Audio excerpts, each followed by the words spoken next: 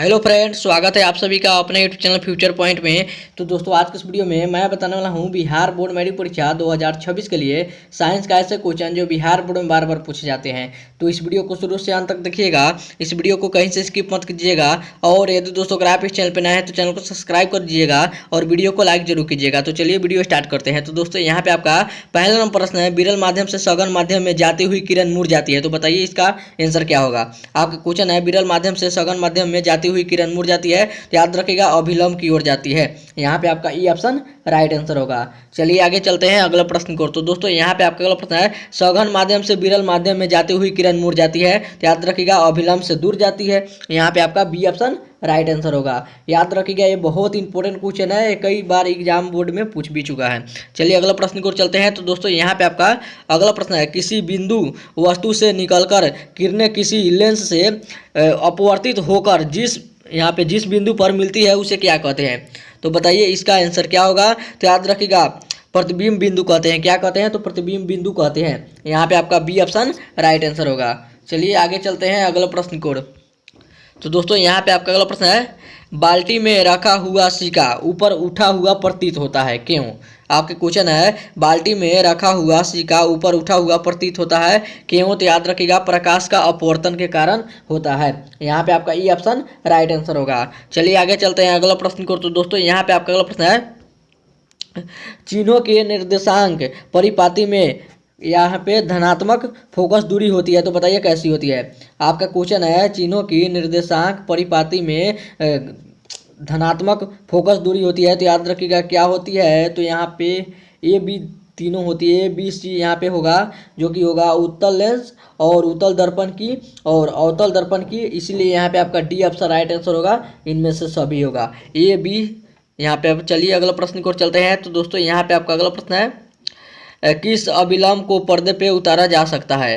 आपका क्वेश्चन है कि इस प्रतिबिंब को पर्दे पे उतारा जा सकता है। दिमाग कहाँ चला गया है। तो याद रखिएगा वास्तविक प्रतिबिंब को हम पर्दे पे उतारा जा सकते हैं, और अवास्तविक प्रतिबिंब कैसा होता है, तो उल्टा होता है। यहाँ पे आपका ई ऑप्शन राइट आंसर होगा। आगे बढ़ते हैं अगला प्रश्न को। तो दोस्तों, यहाँ पे आपका अगला प्रश्न है, प्रिज्म का अपवर्तन कोण कितने डिग्री का होता है। आपका क्वेश्चन है, प्रिज्म का अपवर्तन कोण कितने डिग्री का होता है। तो याद रखिएगा 60 डिग्री का होता है। यहाँ पे अपवर्तन पूछे या प्रवर्तन पूछे, 60 डिग्री का होता है। अपवर्तन प्रवर्तन कोण की डिग्री के बराबर होता है, तो इसलिए यहाँ पे दोनों का डिग्री सेम ही होगा। चलिए अगला प्रश्न को चलते हैं। तो दोस्तों, यहाँ पे आपका अगला प्रश्न है, पानी का अपवर्तनांक कितना होता है। आपका क्वेश्चन है, पानी का अपवर्तनांक कितना होता है। तो याद रखिएगा 1.33 होता है। यहाँ पे 33 नहीं समझिएगा, 1.33 होता है। चलिए अगला प्रश्न को चलते हैं। तो दोस्तों, यहाँ पे आपका अगला प्रश्न है, निम्न में से कौन लेंस की क्षमता का मात्रक है। आपका क्वेश्चन है, निम्न में से कौन लेंस की क्षमता का मात्रक है। तो याद रखिएगा डायोप्टर है। कौन है? तो डायोप्टर है। यहाँ पे आपका सी ऑप्शन राइट आंसर होगा। चलिए आगे चलते हैं अगला प्रश्न को। तो दोस्तों, यहाँ पे आपका अगला प्रश्न है, प्रकाश का चाल न्यूनतम होता है। तो बताइए क्या चीज में होता है। तो याद रखिएगा कांच में होता है। यहाँ पे आपका डी ऑप्शन राइट आंसर होगा। चलिए आगे चलते हैं अगला प्रश्न को। तो दोस्तों, यहाँ पे आपका अगला प्रश्न है, निम्न में से कौन सा पदार्थ लेंस बनाने के लिए प्रयुक्त नहीं किया जा सकता है। इन चारों ऑप्शन में से आपको बताना है, इनमें से कौन सा पदार्थ है जो लेंस बनाने में प्रयुक्त उपयोग नहीं होता है या प्रयुक्त नहीं होता है। बताइए कमेंट करके कौन सा नहीं होता है। तो याद रखिएगा लेंस बनाने में मिट्टी का उपयोग नहीं किया जाता है। किसका नहीं किया जाता है? तो मिट्टी का उपयोग नहीं किया जाता है। यहाँ पे आपका डी ऑप्शन राइट आंसर होगा। चलिए आगे चलते हैं अगला प्रश्न को। तो दोस्तों, यहाँ पे आपका अगला प्रश्न है, किसी लेंस द्वारा उत्पन्न आवर्धन का एसआई मात्रक क्या है। आपका क्वेश्चन है, किसी लेंस द्वारा उत्पन्न आवर्धन का एसआई मात्रक क्या है। बताइए कमेंट करके क्या है। तो याद रखिएगा किसी लेंस द्वारा आवर्धन का एसआई मात्रक क्या हो सकता है। तो मात्रक विभिन्न होता है। यहाँ पे आपका डी ऑप्शन राइट आंसर होगा। चलिए आगे चलते हैं अगला प्रश्न को। तो दोस्तों, यहाँ पे आपका अगला प्रश्न है, वायु में अभिसारी लेंस है। आपका क्वेश्चन है, वायु में अभिसारी लेंस है। तो याद रखिएगा कांच का उत्तल लेंस है। क्या है? तो कांच का उत्तल लेंस है। यहाँ पे आपका सी ऑप्शन राइट आंसर होगा। चलिए आगे चलते हैं अगला प्रश्न को। तो दोस्तों, यहाँ पे आपका अगला प्रश्न है, लेंस के मुख्य फोकस की संख्या कितनी होती है। आपका क्वेश्चन है, लेंस के मुख्य फोकस की संख्या कितनी होती है। तो याद रखिएगा 2 होती है। कितनी होती है? तो 2 होती है। यहाँ पे आपका ई ऑप्शन राइट आंसर होगा। आगे बढ़ते हैं अगला प्रश्न को। तो दोस्तों, यहाँ पे आपका अगला प्रश्न है, कांच और हवा में कौन सघन माध्यम है। आपका क्वेश्चन है कांच और हवा में कौन सा सघन माध्यम है, तो याद रखिएगा कांच है सघन माध्यम। यहाँ पे आपका ई ऑप्शन राइट आंसर होगा। बहुत ही इंपॉर्टेंट क्वेश्चन है। चलिए अगला प्रश्न की ओर चलते हैं। तो दोस्तों यहाँ पे आपका अगला प्रश्न है प्रकाश की किरण को मुड़ने की क्षमता को क्या कहते हैं। आपके क्वेश्चन है प्रकाश की किरण को मुड़ने की क्षमता को क्या कहते हैं, तो याद रखिएगा क्या कहते हैं, तो लेंस की क्षमता कहते हैं। यहाँ पे आपका ई ऑप्शन राइट आंसर होगा। चलिए आगे चलते हैं अगला प्रश्न को। तो दोस्तों यहाँ पे आपका अगला प्रश्न है हीरे का अपवर्तनांक कितना होता है।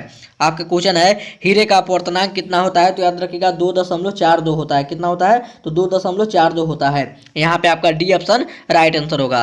आगे बढ़ते हैं अगला प्रश्न को। तो दोस्तों यहाँ पे आपका अगला प्रश्न है निम्न में से किस लेंस की फोकस दूरी धनात्मक होती है। आपका क्वेश्चन है निम्न में से किस लेंस की फोकस दूरी धनात्मक होती है, तो याद रखिएगा उत्तल लेंस की फोकस दूरी धनात्मक होती है। यहाँ पे आपका बी ऑप्शन राइट आंसर होगा। चलिए आगे चलते हैं अगला प्रश्न को। तो दोस्तों यहाँ पे आपका अगला प्रश्न है निम्न में से किस लेंस की फोकस दूरी ऋणात्मक होती है, तो याद रखिएगा किस लेंस की फोकस दूरी ऋणात्मक होती है, तो याद रखिएगा अवतल लेंस की फोकस दूरी ऋणात्मक होती है।